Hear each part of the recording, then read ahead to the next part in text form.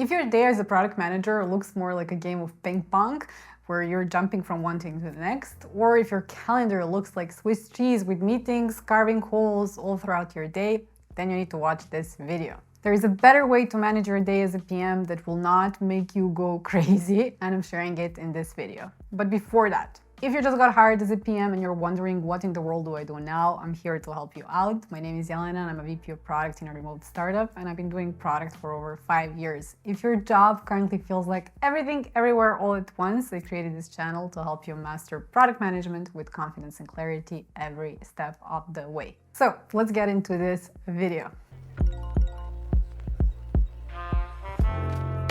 So this video is the third and the final step in my ultimate productivity framework for PMs, which consists of 3 core steps. Step 1, dump. Step 2, focus. And step 3, execute. I leave the first 2 videos linked in the description box down below. In this video, I'm sharing with you 10 principles to keep in mind when planning your time as a PM so that you can execute like a pro. So the principle number 1 is have a digital calendar.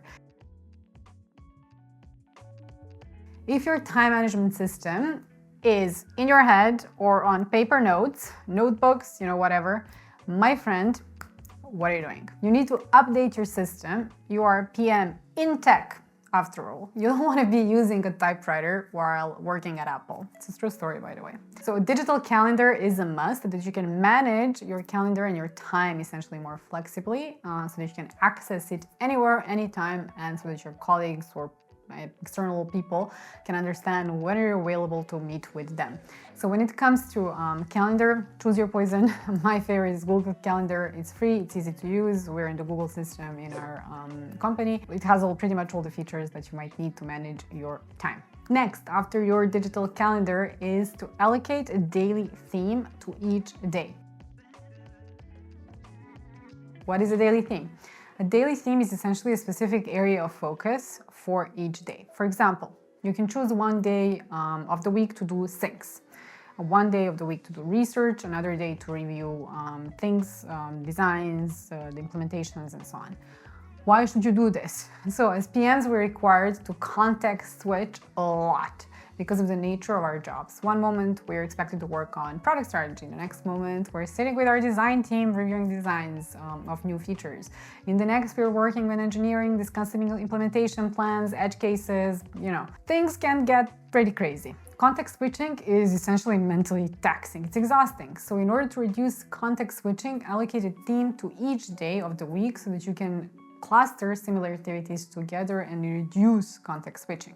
Of course, you won't be able to completely eradicate context switching in your day as a product manager, but you will be at least able to reduce it significantly. The third principle to keep in mind is to schedule and block off focus time.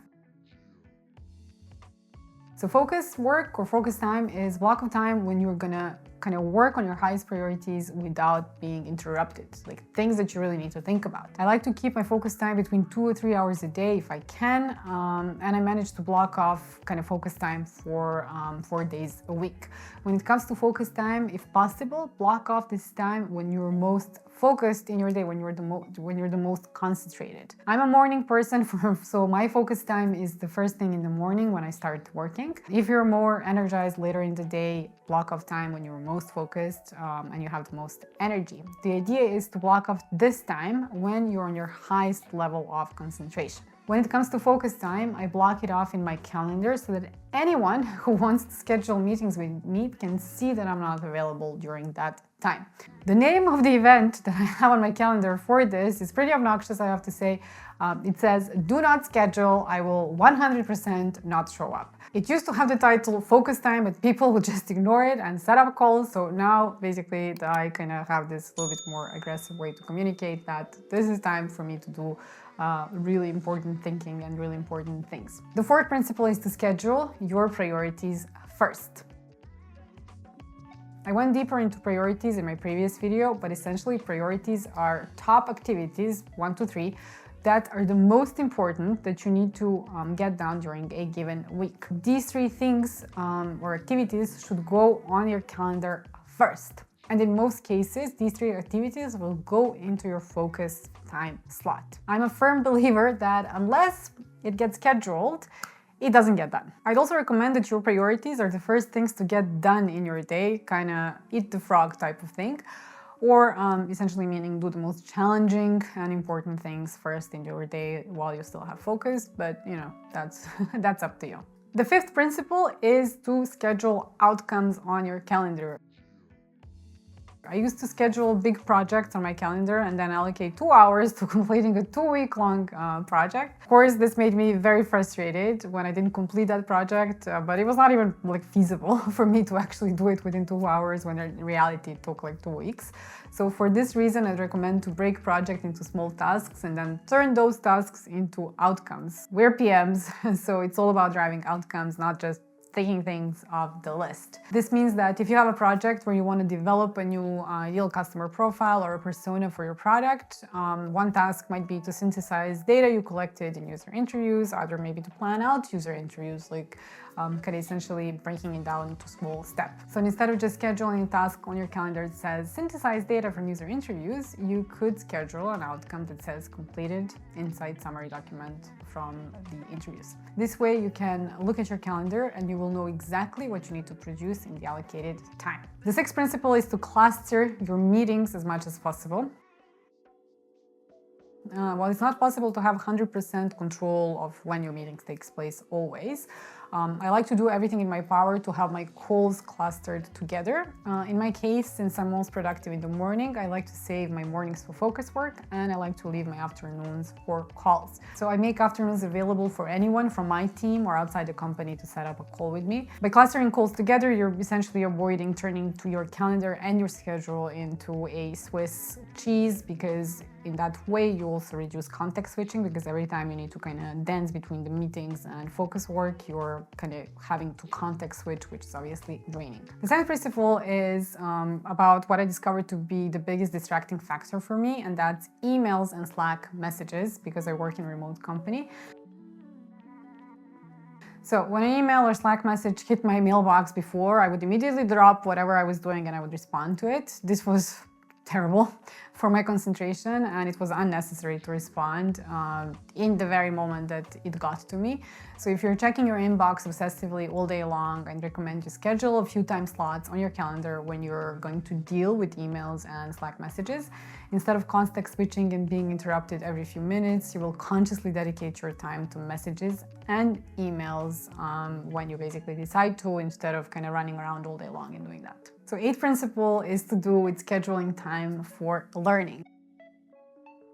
As PMs, we need to stay current so that we can innovate. So learning time means scheduling time for reading important tech news, newsletters, updates on latest releases in the industry, podcasts, reading books. So instead of hoping that you will have time for all these things and you will read that book that you've been meaning to, you can be proactive and schedule it on your calendar. Of course, I don't read a book a week, and I don't listen to a podcast every week and read all the newsletters and so on, but I do make sure that I schedule a few of such activities every week on my calendar. And this brings me to the ninth principle, which is to schedule lunchtime.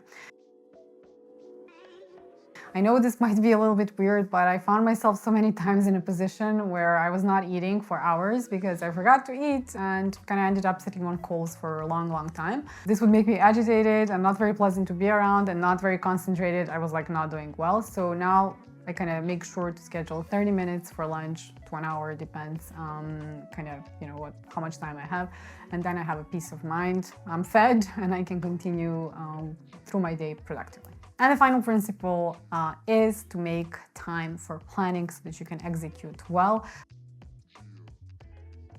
So I like to plan my week on Fridays, and I dedicate about 30 minutes every Friday to get my priorities straight for the upcoming week. And then I schedule kind of everything that I plan on my calendar. So this way, when Monday rolls around, I'm not wasting time thinking what I need to do, what's important. Since Friday me already decided that. Making time to plan your time is the final tip for you today. And kind of final tip that concludes the execute like a pro step of my ultimate productivity framework. Thank you for watching. If you're finding this video valuable, please give it a thumbs up. And as a PM, you know how important such signals are for algorithm training. Also subscribe to my channel for more product videos like this one. Here is my previous video that went more into the focus step that you might enjoy. And until the next video, keep creating user value.